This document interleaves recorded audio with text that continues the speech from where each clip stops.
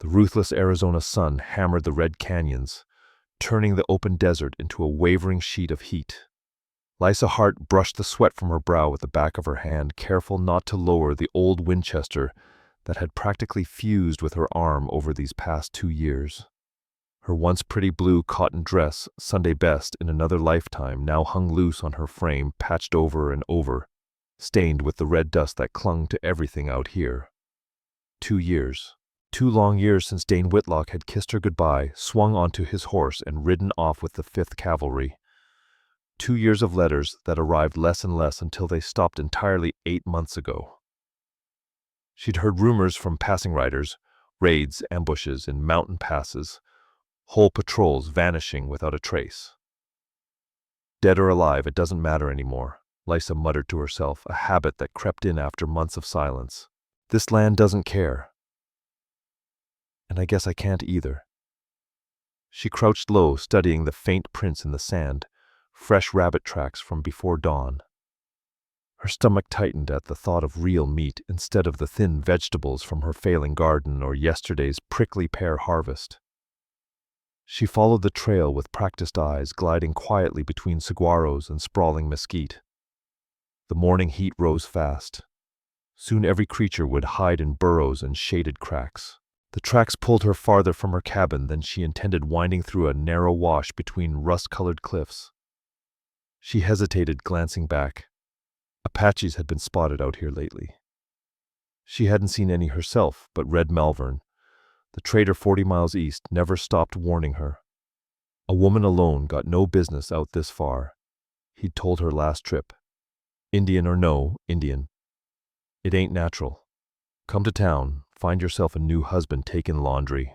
Lysa had thanked him with a tight smile that reached nowhere near her eyes. Solitude suited her fine. After watching Fever take her parents back in Missouri and then losing Dane to the frontier, silence had become her only dependable companion. At least the desert was honest about its cruelty. A flicker of movement caught her eye and she froze. 30 yards ahead, where the wash opened into a sandy clearing, a cottontail nibbled at the base of a blooming ocotillo. She raised her rifle slowly, steadying her breath the way Dane had taught her. But before she could fire, a sharp whistle sliced through the air. The rabbit collapsed, an arrow jutting from its side. Lysa dropped into a crouch, pressing herself against the canyon wall, heart pounding. She wasn't alone. From the shadowed edge of the clearing stepped a tall, lean figure, moving with the quiet grace of a mountain lion. Copper-skin, long, black hair, buckskin leggings, a vest leaving powerful arms bare. An Apache warrior. His dark eyes swept the clearing with a predator's alertness. Lysa lifted her rifle finger, trembling on the trigger. At this distance, she couldn't miss. The man, this enemy, if the stories were true, knelt to retrieve his kill, unaware of her. One pull, problem gone. But something held her back. Maybe the way he moved in perfect harmony with the land, or the reverent whisper he breathed over the rabbit. Or maybe she simply recognized another solitary soul scraping through, each day the same way she did. The warrior stiffened. His head turned sharply toward her hiding place. Their eyes locked hers, wide with fear, his narrowing with surprise. For a heartbeat they stayed that way, 2 wary hunters measuring one another. Slowly, deliberately, he reached for the bow across his back. Lysa tightened on the trigger. But instead of drawing an arrow, the warrior set his bow on the ground. Still watching her, he placed the rabbit beside it. Then he stepped back 3 paces and lifted both palms in the air. Her breath hitched. This wasn't what she'd expected. Everything she'd heard spoke of raiders, killers without mercy. But the man before her wore none of that, in his eyes only exhaustion, intelligence, perhaps even curiosity. She lowered the rifle a fraction, not surrendering, just acknowledging. A small nod from him. Then he slipped into the canyon shadows and vanished like smoke. Only when she was sure he was gone did Lysa approach. The rabbit lay beside the bow, a simple weapon of sinew and wood, crafted with quiet skill. She reached for the rabbit, then hesitated, hand hovering over the bow. Taking it felt wrong. leaving it felt like some sort of answer. After a long moment, she took only the rabbit and backed away as he had. As she turned to leave, a prickling crawled up her spine, the unmistakable sense of being watched. She didn't look back. When her cabin finally appeared in the distance, her shoulders loosened, but her thoughts churned wildly. That night, roasting the rabbit over her small fire, Lysa found her eyes drifting toward the canyons, wondering about the warrior with the unreadable gaze. Enemy or not, he had shown her mercy, or maybe only curiosity. Either way, their paths had crossed and parted without bloodshed, a rare blessing in a land where different worlds usually met in violence. Fool woman, Lysa Hart muttered, as she turned the spit over her small fire. One decent Indian doesn't make the whole world friendly. Yet as she ate her first real meal in days, she couldn't shake the image of those dark eyes so full of the same wary loneliness she saw staring back at her every morning in her cracked mirror. Kael moved through the canyons like a drifting shadow, knowing each bend and ridge as if they were etched across his palms. These cliffs were sacred ground to his people, though white men called them Apache country. Every ravine, every hidden spring had been known to his ancestors longer than memories stretched. He hadn't expected to find a white woman hunting alone in such remote terrain. Most of her kind stayed near settlements or garrisons, the men bringing destruction, the women bringing sharp opinions about how others ought to live. But this woman had been different, thin, sun-worn, alert in a way that showed she respected the desert's dangers, and she had not fired her rifle when she had the chance. Kael crouched beside a narrow spring, cupping cool water into his hands. Leaving his bow behind had been an impulse unusual for him. Elders would have called it foolish. But he was tired of killing, tired of watching his people fall beneath soldiers with rifles that spoke lightning. He had left his band 3 moons ago, seeking solitude instead of more battle. Not out of fear.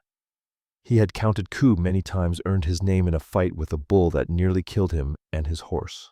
But something inside him longed for a path different from the one laid out by endless war. As the stars brightened in the wide sky, his thoughts returned to the white woman's eyes, blue as summer sky, sharp as flint eyes that spoke of suffering and survival, not unlike his own. The next morning, before dawn cracked the horizon, Kael tracked a deer through scrubland. The kill was clean. He dressed it quickly, setting aside a share of meat. The woman's cabin sat 3 miles west, a sagging structure tucked against rock and wind. He had watched it from afar, before noting the struggling garden, the lean-to stable without a horse, the thin smoke curling from a chimney that spoke of solitude. Moving with the caution of a man stepping into enemy territory, Kael approached at first light. No movement inside, though smoke rose weakly, meaning she was home. He circled once, silent and alert, then crossed open ground and laid the deer meat at her door, wrapped in green leaves. Immediately he withdrew to the cover of a boulder, 50 yards out. He would watch, learn more about this woman, who hunted alone and spared a stranger. Inside the cabin, Lysa stirred at a faint thud. Instantly awake, she reached for the rifle beside her bed, heart pounding. Life on the frontier had taught her to expect anything, wild animals, outlaws, or worse. She edged toward the door, listening. Hearing nothing, she cracked it open, rifle ready. Her gaze dropped and widened. Fresh meat lay neatly wrapped in broad leaves. Lysa scanned the horizon, every instinct alert. She saw no one yet. She felt watched. Her eyes settled on a large boulder in the distance. No movement, no silhouette. But she knew he was there, the Apache warrior. Instead of retreating, she leaned her rifle against the doorframe, still close at hand, but no longer aimed in threat. She crouched, lifting the gift into the dawn's golden light. "Thank you," she called, her voice hoarse from days without speaking. Silence answered her. She hadn't expected otherwise. Still, as she stood there with the meat that would keep her fed for days, Lysa felt the first frail thread of connection stretch through the emptiness she had carried for so long. Neither of them could know that this moment, this cautious exchange between two lonely souls, would change the course of both their lives more deeply than any battle ever had. For the next 3 weeks, their silent arrangement continued. Kael left offerings, fresh meat, bundles of herbs, rabbit skins. Lysa left coffee beans, a sharpened metal knife, once even a weathered book of poetry from her old life. They never spoke, never revealed themselves directly, yet each gift formed a new piece of a language only they understood, a language made of respect and growing curiosity. Lysa found herself waiting for each gift with a warmth that frightened and comforted her. Strange how quickly she'd come to feel tied to a man she'd been taught to fear, a man whose name she still didn't know. On the 23rd day, summer heat broke, giving way to the first edge of autumn, and everything shifted. Lysa walked to the small creek a quarter-mile from her cabin, carrying her meager laundry. As she knelt to scrub a stubborn stain from her apron, a rattlesnake slid from beneath a nearby rock, disturbed by her movement. She saw it too late. She saw it a heartbeat too late. The rattler struck its fangs, sinking deep into her forearm before she could jerk away. Lysa Hart let out a sharp cry, more from shock than pain, though the burn followed fast and vicious. She stumbled backward, clutching her arm as the snake slid away, its rattle buzzing through the stillness. "No, no," she gasped, watching the skin around the punctures swell and darken. Alone, miles from any doctor with venom already working its way through her blood, Lysa understood exactly how grave her situation was. She had to get back to her cabin, to the meager medicines she'd gathered over the years. But when she tried to stand, dizziness washed over her, and she dropped to her knees. The world lurched and blurred. Lysa fought to hold on, knowing that giving in to the darkness creeping at the edges of her vision might mean she never opened her eyes again. She began to crawl, every movement sending fresh waves of fire up her arm. She'd managed barely 10 yards when strong hands gripped her shoulders. Through her fading vision, she looked up into the face of the Apache warrior. He spoke words she didn't understand, his voice low and urgent. Realizing speech was useless, he gathered her into his arms as if she weighed nothing at all. Lysa wanted to protest, to cling to the independence that had kept her alive these past 2 years, but the venom fogged her thoughts, slowing everything inside her. She felt herself being carried, her head resting against his chest, hearing the steady grounding rhythm of his heartbeat. "Cabin," she whispered faintly, lifting a trembling finger. "Medicine." But he didn't turn toward the cabin. Instead, he moved swiftly toward the higher reaches of the canyon. She tried to struggle, but her limbs had gone heavy, unresponsive. "Please," she breathed, darkness closing in. "Please." The last thing she remembered was his voice, quiet, steady, speaking words she didn't know yet, somehow trusted. Lysa woke to firelight and the sharp scent of burning herbs. For a moment she lay still, dazed, staring at a ceiling of rough stone overhead. Pain throbbed dully in her arm, but the fierce burning and paralysis had eased. She turned her head, slowly taking stock. She was inside a cave, small, deep, its entrance brushed with hanging branches. A fire glowed in a stone-lined pit, its smoke drifting upward through a natural chimney. And beside the fire, sitting cross-legged and watchful, was the Apache warrior. When he saw her eyes open, he leaned forward, offering a wooden cup filled with a dark liquid. When she hesitated, he took a small sip himself before handing it to her again. Lysa struggled upright, taking the cup with her good hand. The drink was bitter, earthy, carrying the taste of desert plants and medicine. She drank slowly at first, then deeper as her dry throat demanded relief. "Thank you," she managed hoarsely when the cup was empty. He nodded gently, taking her injured arm. Lysa let him inspect it, startled to see how much the swelling had faded. A poultice of crushed herbs covered the bite, bound neatly with strips of clean cloth. "You saved my life," she said, meeting his gaze directly for the first time since their encounter in the canyon weeks ago. "Snake medicine is strong," answered in heavily accented English, surprising her. "But you are a strong woman. You live. You speak English, she breathed wonder in her voice. A shadow crossed his features. Learned from missionary school. Long time ago, before war. Silence settled between them, heavy with the unspoken weight of everything their peoples had endured. My name is Lysa, she offered quietly. Lysa Hart. He considered her name as though weighing whether to give his own. My people call me Kael, he said at last. It means bull. Lysa murmured, finishing the thought instinctively. His brow lifted. She added, I traded with Mexican travelers once. Picked up some Spanish. A faint smile touched his lips. Spanish name, for foolish fight with bull when young. Lysa returned the smile, an expression that felt unfamiliar after so much time alone. Thank you, Kael, for the gifts these past weeks. And for this. She motioned to her bandaged arm. He dipped his head once, then rose with fluid grace to tend the fire. Rest, he said softly. Night comes. Tomorrow I take you home. As darkness settled, Lysa watched Kael move about the cave. Every gesture was deliberate, efficient, rooted in a deep understanding of the land. He was nothing like the savage caricatures whispered about in town. Nothing like Dane Whitlock or the other white men she had known. Why did you help me? She asked suddenly. We're supposed to be enemies. Kael paused, studying her in the fire's flickering glow. Watched you. Many days, he said quietly. You fight to live, same as me. You respect the land. You do not try to claim it. He motioned toward the canyon beyond the cave.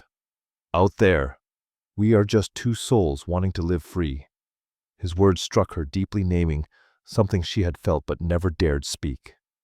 Here in the raw wilderness, far from the judgments of townsfolk and the weight of old grudges, they were simply two people trying to survive, maybe even searching for something neither could name.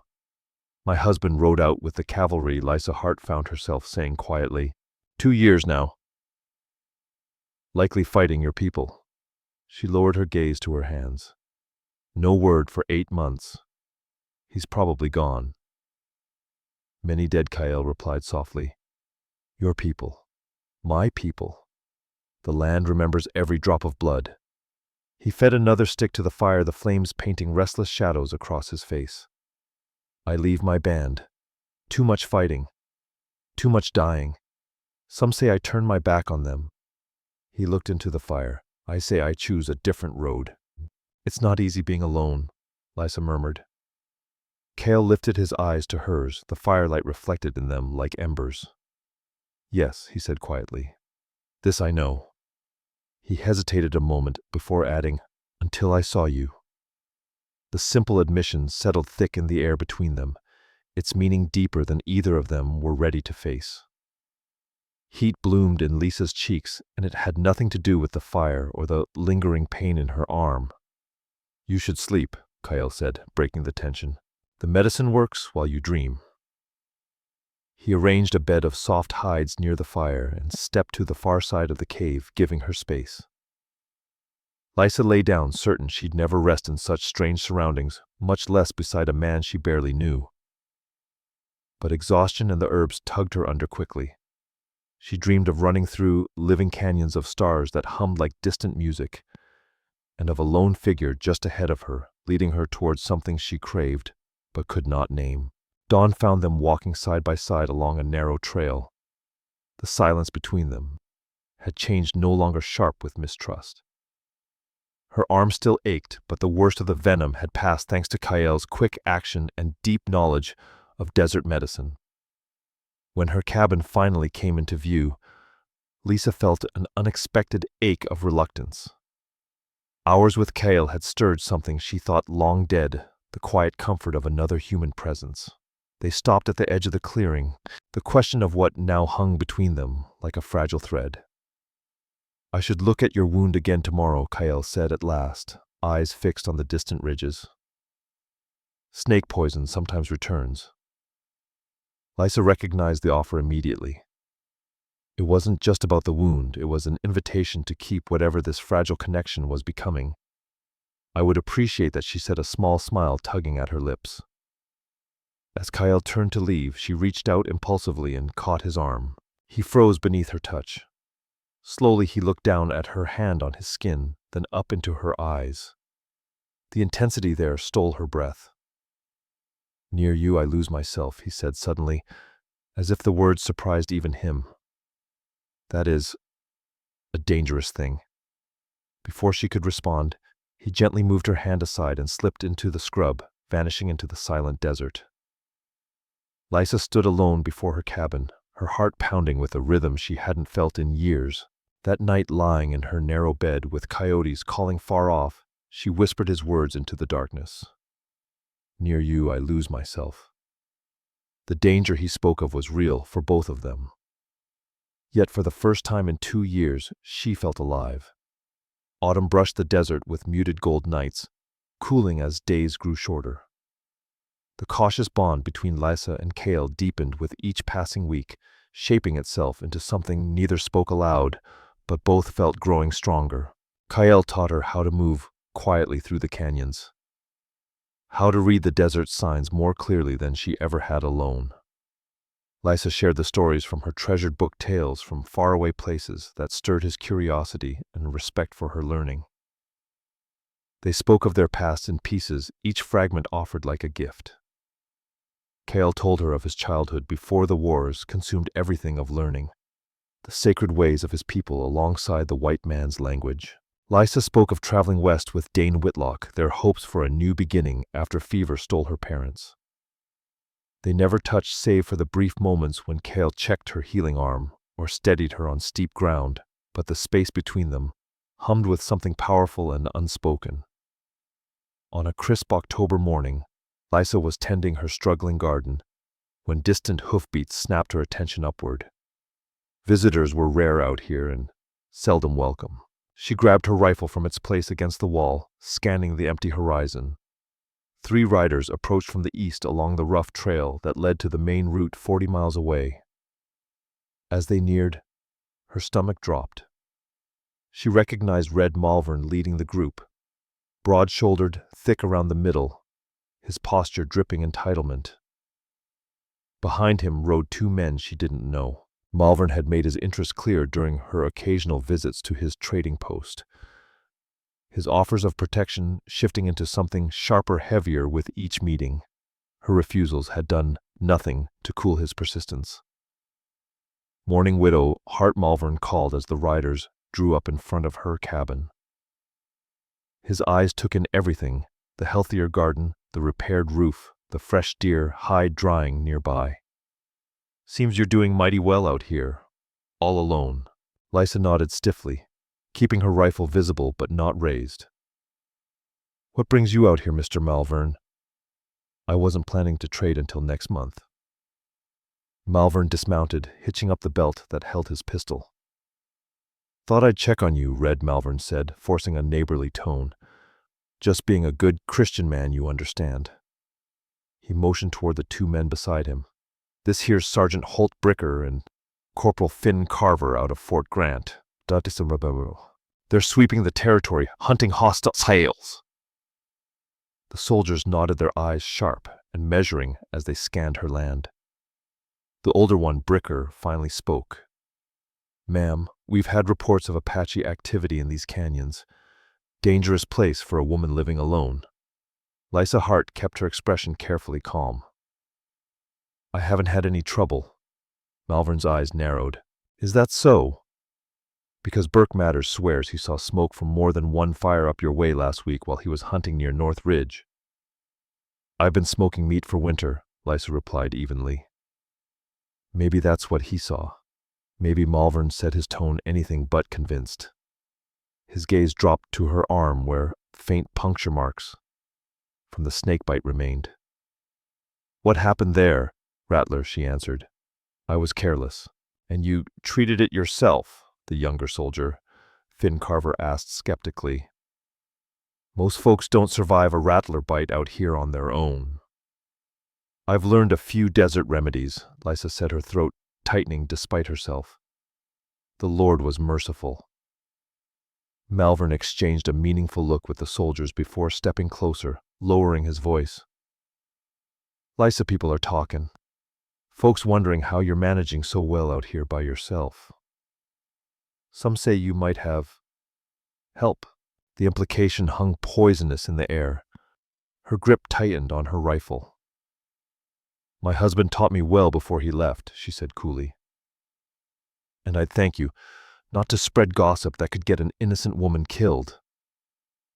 Bricker stepped forward, his weathered face grim. Ma'am, harboring hostiles is a crime against the United States government.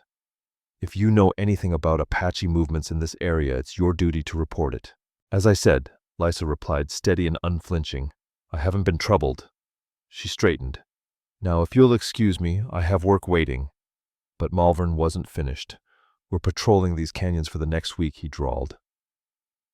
Armies offering bounties for information leading to hostile camps. His eyes gleamed with greedy excitement. $20 per brave, 50 for a chief or medicine man. Lysa's stomach turned at the cold brutality of it. I wish you luck somewhere else, gentlemen, she said. This land's been peaceful for me. After a moment, Bricker nodded. We'll move on, Mrs. Hart, but we'll check back. He tipped his hat.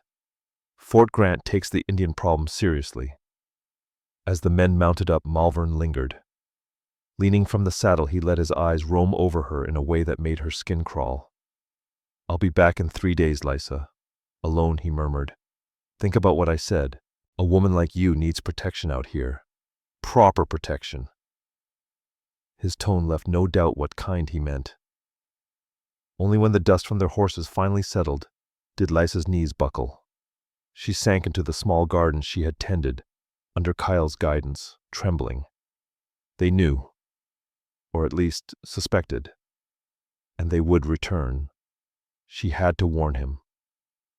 Twilight settled across the clearing when Kyle stepped out of the shadows silently that even after all his lessons, she hadn't heard him approach. Lysa, he said softly. She spun toward him, relief crashing over her. Kael, thank heavens.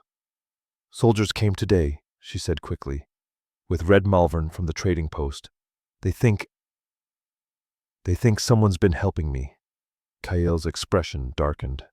I saw, watched from the high ridge. He moved closer, urgency tightening his voice. They hunt my people. Many soldiers in the canyons now. Malvern's coming back in 3 days, Lysa said, fear creeping into her voice. Alone. He wants me to be his woman. He has for months. Something fierce flashed in Kael's eyes. This man threatens you. Not openly, she whispered. But he won't take no forever. She swallowed. And the soldiers they're offering bounties. For capturing Apache. Kael's face hardened into that unreadable mask he wore whenever speaking of the war between their peoples. I must go, he said. Not safe here now. Go where? Lysa asked, panic spiking at the thought of losing him. North. Into the mountains. Winter comes soon. He glanced toward the snow-dusted peaks. Safer there. For now. To Lysa it felt as though the ground itself shifted beneath her feet. After the weeks they'd shared, after everything that had grown between them, returning to complete solitude felt unbearable. But what choice did either of them have? I'll miss our talks, she said softly, trying to keep her voice steady. Kael studied her face in the fading light. Something unspoken glimmered in his gaze, a heat that made her heart stumble. Come with me. The simple invitation stole Lysa Hart's breath. What, come with me? Kael repeated, urgency threading through his voice now. Nothing here for you but danger. Red Malvern will return. Others will come. Questions. Suspicions. He swept his hand across the barren stretch surrounding her cabin. This place gives little life. In the mountains we survive winter together. Kael. Lysa faltered, overwhelmed by the enormity of what he was asking. I can't just leave everything. What everything? He asked gently. A dead husband, an empty cabin. People who see you only as a woman alone to be claimed or accused. His words struck with painful truth. What really tied her to this place? Habit, fear. Not loyalty to Dane Whitlock, who was almost certainly never coming home. Not the so-called white society that had treated her as an outsider at best, a target at worst. "They would hunt us both," she whispered. "If I went with you." Kael nodded. "Yes. But the mountains are vast. I know places soldiers never find." He stepped closer, close enough she could see tiny flecks of amber glowing in his dark eyes. "Lysa," he said softly, "near you. I lose myself. But I find something better." The words broke something open in her chest, something she had locked away since before Dane rode off, maybe even longer. Without thinking, she lifted her hand to his face, fingers tracing the strong line of his jaw. He froze, breath catching. Then, with exquisite gentleness, he covered her hand with his own and turned his cheek to press a soft kiss into her palm. That simple gesture held more tenderness than any words she'd ever known. Tears filled Lysa's eyes, not from sorrow, but from the overwhelming recognition of what had grown between them, against all logic and all odds. 3 days, she breathed the decision settling into her bones. "I'll need 3 days to prepare, to gather what we can carry." Relief and something deeper transformed Kael's expression. 3 days, he repeated. Then we go north before the first heavy snow. As the stars appeared overhead, they sat together on the rough bench outside her cabin, speaking in low voices as they planned. They would carry only what mattered: food, medicines, tools, the warmest clothing she owned. Kael would hunt and dry extra meat. Lysa would harvest what remained of her garden. In 3 days, when Red Malvern returned expecting submission, he would find only an empty cabin and cold ashes. And somewhere in the wide northern wilderness, 2 souls who had finally found acceptance, understanding, and the first fragile spark of love would be forging a new life. The next days rushed by in a blur of preparation. Lysa sorted through her few belongings with ruthless practicality, keeping only what would serve them in the mountains: her sharpest knives, cooking gear, medicines, seeds, wrapped carefully in cloth, the warm quilt her mother stitched for her wedding, Dane Whitlock's compass and maps. The rest, her fragile china plates from Missouri, her Sunday dress, the cherished stack of books she left behind arranged neatly as though she might return. Only one book made the journey, the slim volume of poetry that had carried her through her darkest nights. Even survival required food for the spirit. Kael moved like wind and shadow, bringing dried meat and medicines, showing her how to weave snowshoes from rawhide and bent branches. They worked with steady purpose, both knowing this was more than a flight for safety. It was a crossing into a life no one would understand or forgive. On the 3rd morning, Lysa woke before dawn with a sense of finality. Today they would leave. She dressed warmly, braided her hair tight, and tucked the small gold locket holding a curl of her mother's hair beneath her clothes. Then came the rumble of hooves. Her heart jolted. Red Malvern wasn't due until afternoon. She peered through a crack in the shutter and froze. Not 1 rider. 5. Malvern had returned early, and he wasn't alone. Lysa grabbed her rifle, panic burning hot. Kael was supposed to meet her at noon by the northern creek. If Malvern and the others lingered, she might never reach him. Worse still, if they searched the area. A heavy knock shook her door. "Lysa." "Open up, girl. Got news you'll want to hear." She drew a deep breath, schooling her face into practiced indifference before opening the door. There stood Red Malvern, flanked by Holt Bricker, Finn Carver, and 2 rough-looking strangers she didn't recognize. Bounty hunters, she could tell by their gear, and by the grisly scalps hanging from one man's belt. "Mr. Malvern," she said coolly, "you're earlier than expected." Malvern grinned, showing tobacco-stained teeth. "Couldn't wait to share the good news, Lysa. These boys found sign of a small Apache camp up in the North Canyons yesterday."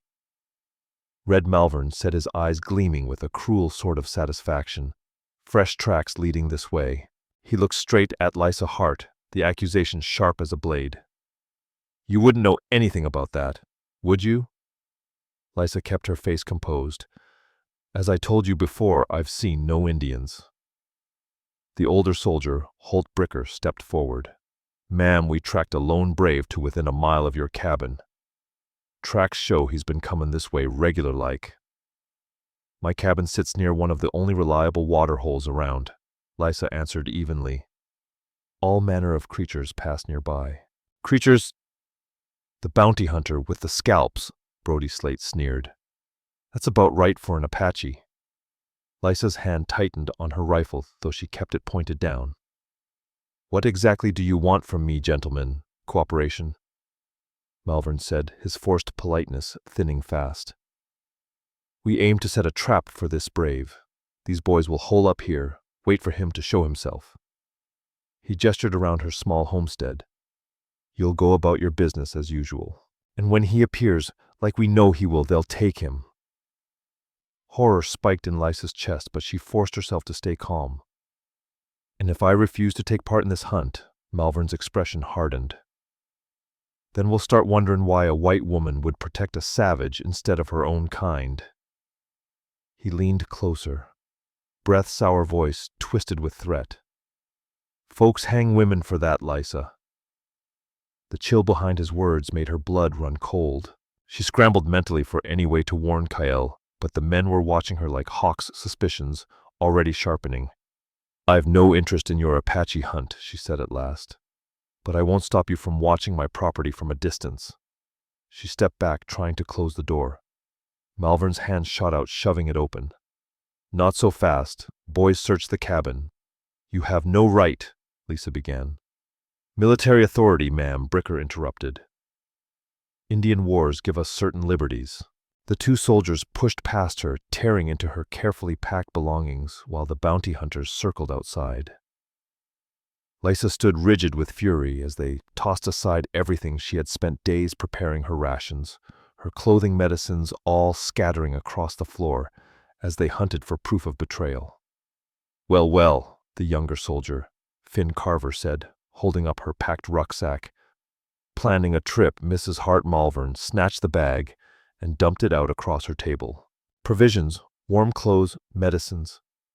A bit much for a day's ride to the trading post. His eyes narrowed dangerously. You're running off with him, ain't you? Your Apache lover. I have no lover, Lysa said coldly, though her heart pounded. My husband may yet return. I was preparing to visit the settlement before winter, Liar Malvern hissed, grabbing her arm roughly. I've watched you for months turning down decent white men while you hide out here. Now I know why. Let go of me, Lysa said, her voice low and threatening. Instead, Malvern's grip tightened painfully. You're coming with us back to the settlement. The colonel at Fort Grant will be mighty interested to question a woman consorting with hostiles. Panic surged. If they took her away, Kael would come searching and walk straight into their trap.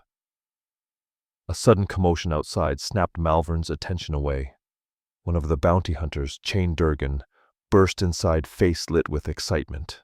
Found fresh moccasin tracks by the garden, and this. He held up a small carved eagle, a token Kael had given her for protection. Indian work, no doubt, Durgan said triumphantly. Malvern's face twisted with vindication. So much for your lies, Lysa. He turned to the others. Change of plans. We don't wait for the brave to come to us. Chain Brody, you two stay here with Mrs. Hart. Bricker Carver, you're with me. We follow those tracks while they're fresh. No. Lysa cried, desperation breaking through. She lunged for her rifle, but Malvern struck her across the face with brutal force, sending her crashing against the table. Tie her up, he ordered Durgan. If she makes a sound, gag her. Rough hands seized her, binding her wrist to a chair as she fought with every ounce of strength she had left. He's done nothing to you, nothing to anyone, she shouted. Malvern paused at the door, a cruel smile twisting his mouth. So there is a he. Thank you for confirming, my dear. He tapped the pistol at his hip. Don't worry, I'll bring you a souvenir. Maybe his scalp for your wedding gift, once you come to your senses." The door slammed behind him, leaving Lysa trapped with the two bounty hunters. Chain Durgan finished tying her while Brody Slate kept his rifle trained on her. "Ain't right," Brody muttered under his breath, almost reluctantly. "White woman taken up with an Indian." "You don't know a thing about him," Lysa Hart said, tasting blood from her split lip. "Nothing about us." "Don't need to know," Chain Durgan replied, checking her ropes. "Just need to collect the bounty." Lysa fell silent, her mind racing. Kael was far too skilled to be taken easily. But 3 armed men tracking him deliberately was a threat she couldn't ignore. She had to get free, had to reach their meeting place before Red Malvern and his men caught up to Kael's trail. Outside she heard the hoofbeats of horses riding off Malvern Holt Bricker and Finn Carver, heading north on the tracks Kael had unknowingly left behind. Time was slipping through her fingers. "Could I have some water?" she asked, forcing her voice to tremble, sounding small and defeated. "Please." Chain and Brody Slate exchanged looks. Finally Brody shrugged. "Ain't no harm in that. Go on, give it to her." As Chain moved to the water bucket, Lysa suddenly doubled over, coughing violently, shaking as if she couldn't catch her breath. "What's wrong with her?" Brody asked, stepping closer. She wheezed, forcing desperation into her voice. "Can't breathe. Loosen? Chest." Chain returned with the dipper, frowning. "Maybe ease the ropes a bit. Red wants her alive for questioning." Brody grudgingly moved behind her to adjust the bindings. The second she felt even the slightest slack, Lysa exploded into motion. She snapped her head back, slamming into Brody's nose with a sickening crack. As he howled, she kicked at Chain, sending the water splashing into his eyes. In that instant of confusion, she wrenched one hand free and grabbed the knife hanging from Brody's belt. The blade slid into her hand. She slashed through the remaining rope. Brody recovered first, lunging at her with blood pouring down his face. Lysa dodged, swinging the knife in a desperate arc, slicing his forearm. He bellowed in pain. Chain raised his rifle, but cramped cabin space kept him from getting a clean shot. "Drop the knife, woman." Instead, Lysa kicked the table, sending the oil lamp crashing to the floor. Flames leapt instantly, racing across scattered papers and cloth. Smoke filled the cabin like a living thing. While the men cursed and shielded their faces, Lysa darted for the door knife, still clenched in her hand. A bullet tore into the frame beside her as she burst outside into the crisp autumn air. Not stopping, she sprinted toward the corral where the horses waited. Behind her, shouts rose as Chain and Brody stumbled from the burning cabin. Lysa grabbed the tether rope and slashed it clean through. The horses bolted in panic, another precious distraction. Then she plunged into the brush beyond her garden, heading north toward the creek where Kael was supposed to meet her. Her cabin now belched black smoke into the sky, a signal she hadn't intended, but a warning Kael might see. She ran as Kael had taught her, feet finding their place. Shoulders low, breath sharp and controlled, despite panic clawing her chest. Her heartbeat thundered in her ears. The sounds of pursuit grew faint behind her, but she knew Malvern and the soldiers were somewhere ahead, already tracking Kael's trail. She had to reach him first. Kael crouched by the creek, alert to every whisper of the canyon. Lysa was late. The sun had slid past its height, yet she hadn't appeared. Something was wrong. He felt it deep in his bones, the same instinct that had carried him through countless fights. He rose silently, climbing to higher ground for a better view. What he saw stole the breath from his chest, a tower of black smoke rising from Lysa's homestead, and the glint of rifle barrels in the brush a quarter-mile south. Hunters, tracking him. Kael slipped back among the rocks, weighing his choices.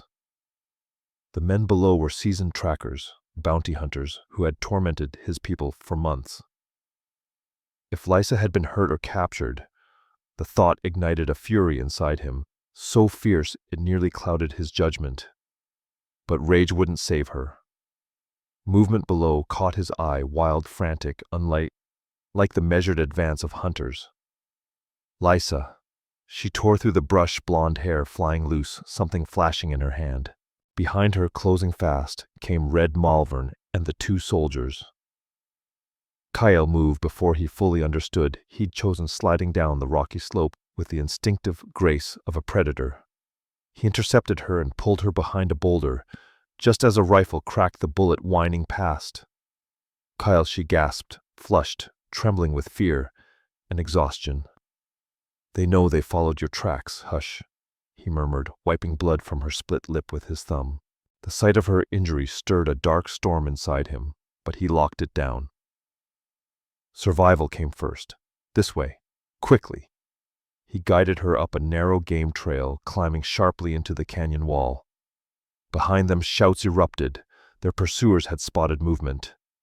There, someone yelled below, followed by another gunshot. Kael didn't look back. The Indian and the woman.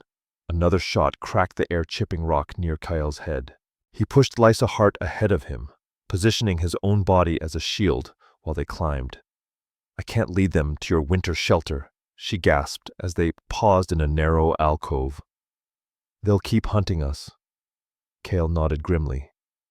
We lose them first, then find another way north. His gaze dropped to the knife she still held. You fought well. My cabin is burning, she said, her voice steady now with a strange calm. There's nothing left for me there. Nothing left for either of us here. Kael agreed. He peered around the rock edge. 3 men below. 2 more, at cabin maybe following. Lysa gripped his arm, her eyes fierce. I won't let them take you, and I won't go back. Despite the danger pressing in around them, Kael felt something shift inside him, a deep certainty that their lives were now bound together, however this ended. There's a place, he said quietly, a hidden valley beyond the northern peaks. My grandfather showed me long ago. No white man has ever found it. He took her hand. But the journey is hard, dangerous. More dangerous than staying here, she asked with a thin, defiant smile. A shout echoed from below, their pursuers beginning to climb. Time was slipping away. Follow me, Kael said, leading her into a maze of jagged rock spires. Step only where I step. They moved like a single creature, Lysa mirroring his movements with the ease born from their hunts together. Kael guided them up treacherous ledges, through tight passages where they had to push their packs ahead and squeeze through sideways. Behind them, angry voices grew faint, frustrated. A blind rifle shot cracked the sky, but it sailed harmlessly over the canyon. By late afternoon, Kael halted on a high ledge, overlooking a vast sweep of wilderness. Northward mountains lifted into early snow. We've lost them for now, he said, breath easing. But they won't quit. Lysa stood beside him, face scratched, hair, wild clothes streaked with dust, yet more beautiful to him than anyone he had ever known. Then we stay ahead of them, she said simply, all the way to your hidden valley if that's what it takes. Kael searched her expression for fear, doubt, anything that might cause her to turn back. Instead, he saw only steady, unyielding resolve. The way will be hard, he warned. Winter comes early up there. I'm stronger than I look, she replied softly. A hint of a smile touched her lips. And I have a good teacher. The fading sun struck her hair, turning it into molten gold. Kael reached out, brushing a stray lock behind her ear. His fingers lingered against her cheek. Near you. I lose myself, he murmured, the truth that had taken root between them. But I find something better. Lysa leaned into his touch. What do you find, Kael? Home, he answered. Not a place. A feeling I thought gone forever. She stepped into him without hesitation, resting her hand against the steady thrum of his heartbeat. I felt dead inside for so long, she whispered. Until you. The sun dipped low, washing them in amber light as their lips met for the first time, tentative. At first, then certain. Their kiss held no fear, no hesitation. Only the undeniable truth of 2 souls choosing each other, despite a world built to keep them apart. When they finally separated, Stars were emerging in the east. Kael guided her toward a sheltered alcove beneath a large outcrop. "Tomorrow we begin north," he said, spreading a blanket. "It will take many days to reach the valley. And when we get there," Lysa asked as she settled beside him, fitting naturally against his side, as though made for that place.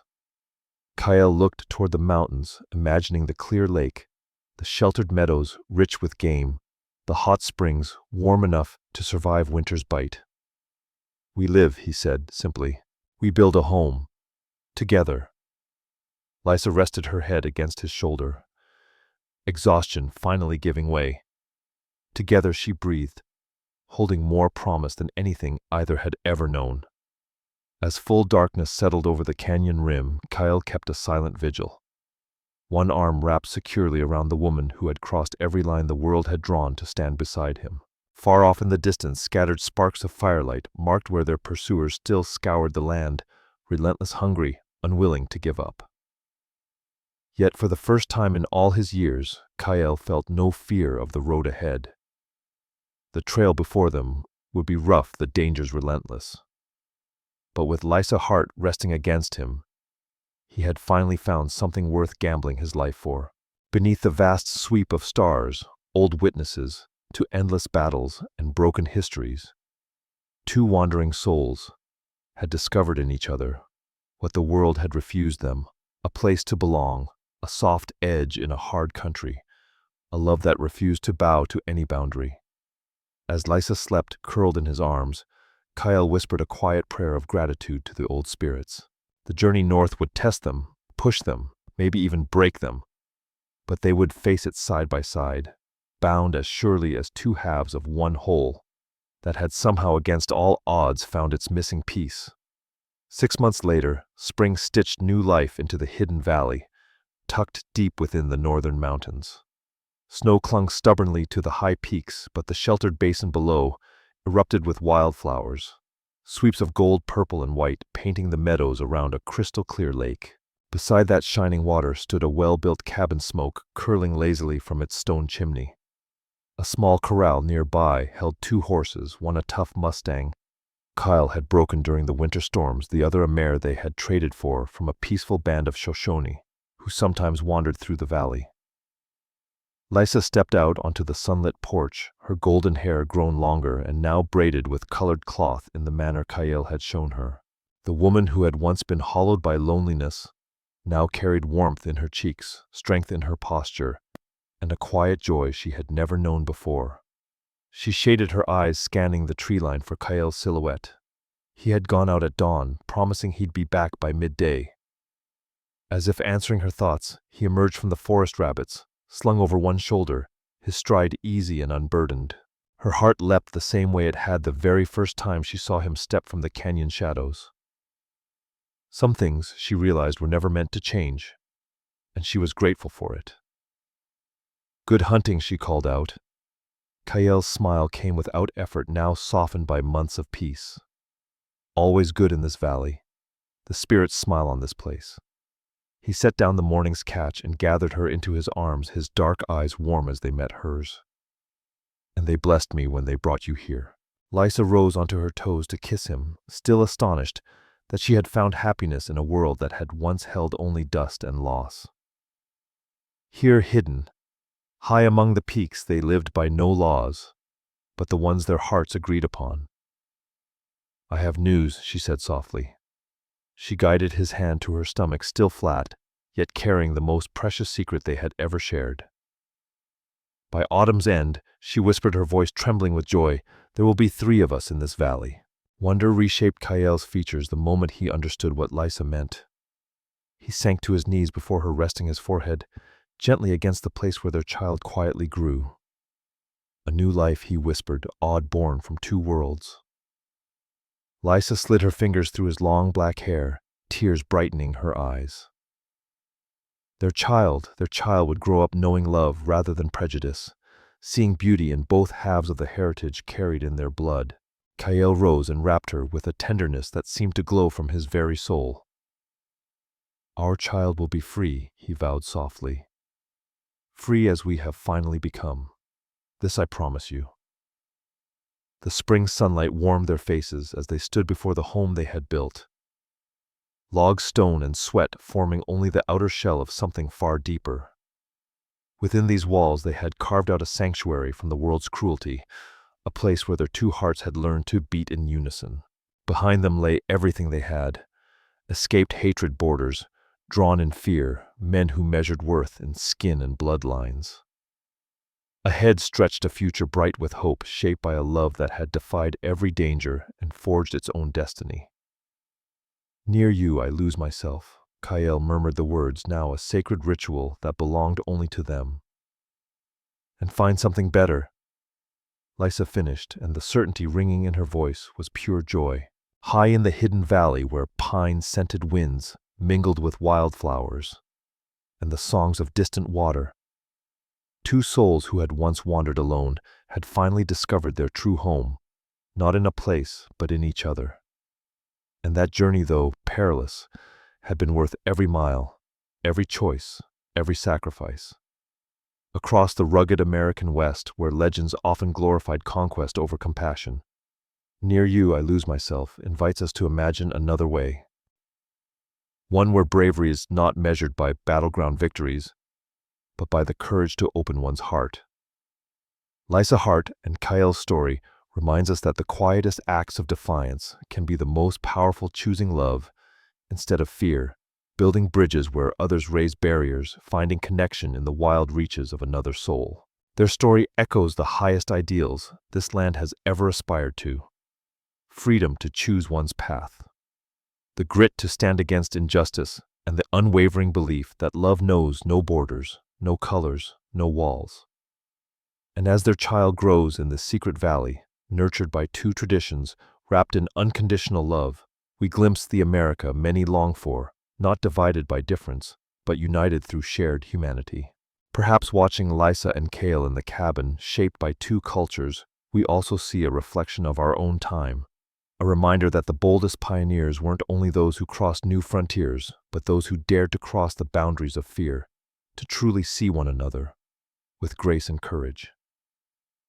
In that seeing lies the hope of healing both in our past and in the chapters yet unwritten. For when we lose ourselves beside someone unlike us, we often find something far greater, the America of our highest dreams, where compassion rides beside courage across every horizon. With gratitude, Wild West Lone Hearts. Thank you deeply for staying with Lysa and Kael through their entire journey. If their story stirred something in you, we would truly appreciate your support. Your likes, comments, shares, and subscriptions help keep these stories alive. Tell us where you're watching from and what part of this story touched your heart the most. And before you go, another tale awaits. Click the suggested video at the end and saddle up for another emotional ride crafted just for you. Thank you. All stories are created for entertainment purposes and may include fictional elements or dramatized interpretations inspired by historical settings. We use AI tools, voiceover visuals, scripts as creative assistants. However, all content is reviewed, refined, and edited by humans to ensure emotional authenticity and storytelling quality.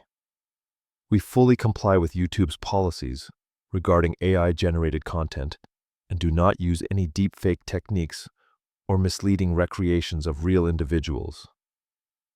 All visuals and supporting materials are properly licensed. Sharing, re-uploading, modifying, or distributing any part of this content in any form requires written permission. We appreciate your support and respect for original creative work